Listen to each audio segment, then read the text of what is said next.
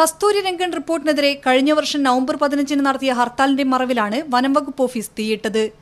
Office കത്തിച്ചതുമായി ബന്ധപ്പെട്ട് police കേസെടുത്ത 11 പേർ നിരപരാധികളാകാമെന്നാണ് ക്രൈംബ്രാഞ്ച് സമർപ്പിച്ച റിപ്പോർട്ടിലുള്ളത്.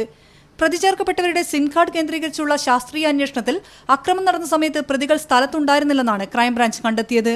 പോലീസ് റിപ്പോർട്ട് പ്രകാരം രാവിലെ 10:30 വനംവകുപ്പ് ഓഫീസിന് തീയിട്ടത്. ആ സമയത്ത് ഈ പ്രതികളുടെ മൊബൈൽ ടവർ ലൊക്കേഷൻ സംഭവസ്ഥലത്തു നിന്നും 7 കിലോമീറ്റർ അകലെയായിരുന്നു എന്നാണ് ക്രൈംബ്രാഞ്ചിന്റെ റിപ്പോർട്ടിലുള്ളത്. പോലീസ് അന്വേഷണം നടത്തുന്ന കേസിൽ പ്രതി ചേർത്ത 11 പേർ നിരപരാധികളാണോ എന്ന് കണ്ടെത്താനാണ് ആഭ്യന്തര വകുപ്പ് ക്രൈംബ്രാഞ്ചിനെ ഏൽപ്പിച്ചിരുന്നത്. താമരശ്ശേരി ബിഷപ്പ് മാർ റെമിജിയോസ് ഇഞ്ചനാനിയൽ ആഭ്യന്തര വകുപ്പിന് നൽകിയ കത്തിന്റെ അടിസ്ഥാനത്തിലായിരുന്നു അന്വേഷണത്തിന് ഉത്തരവിട്ടത്. പ്രതി ചേർക്കപ്പെട്ട 11 പേരിൽ നിന്നും ക്രൈംബ്രാഞ്ച് ഡിവൈഎസ്പി KV സന്തോഷ് മൊഴിയെടുത്തിരുന്നു. അതേസമയം ഇവർ തന്നെയാണ് അക്രമം നടത്തിയതെന്ന സാക്ഷിമൊഴികൾ തന്നെയാണ് ഫോറസ്റ്റ് ഓഫീസർമാരും പോലീസ് ഉദ്യോഗസ്ഥരും ക്രൈംബ്രാഞ്ചിന് നൽകിയത്.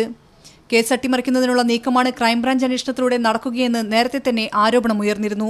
മാത്രമല്ല, ഓഫീസ് കത്തിച്ചതുമായി ബന്ധപ്പെട്ട് വനംവകുപ്പ് നൽകിയ റിപ്പോർട്ടിൽ ചെമ്പുകടവ് വികാരി ഫാദർ സജിയുടെ പേരുണ്ടായിരുന്നെങ്കിലും സഭയുടെ സമ്മർദ്ദം മൂലം പോലീസ് പ്രതി ചേർത്തിരുന്നില്ല.